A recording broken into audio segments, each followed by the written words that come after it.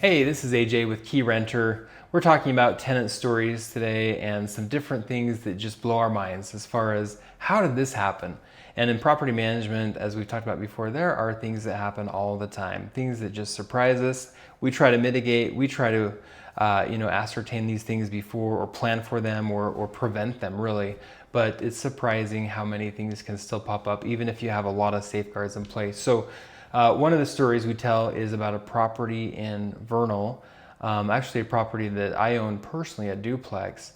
And out in Vernal, Utah, it does get very cold in the winter, so we do drain the swamp coolers very early in the season. In fact, they're typically drained before October 1st because it's not hot and there's no reason to have them going.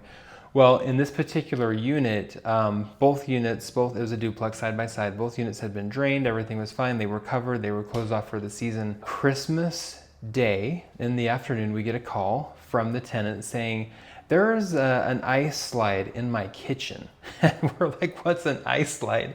And literally, when we had someone go assess it, of course, the day after Christmas, because these things only happen on Christmas Day, there was literally a massive column of ice that they had left the house for the holidays, had come back, and there was a massive column of ice in their window from the roof, from the swamp cooler that had been returned on and re-engaged by the tenants. So, of course, we worked through all the issues. There was some insurance claims there. There was some fault on the tenants, and we worked through all of that and eventually got it cleaned up and fixed. It was about a $30,000 repair.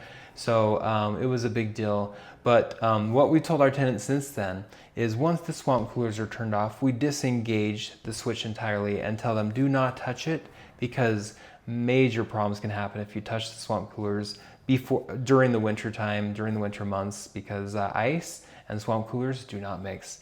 So that's your tenant story of the day from Keyrenter. This is AJ signing out.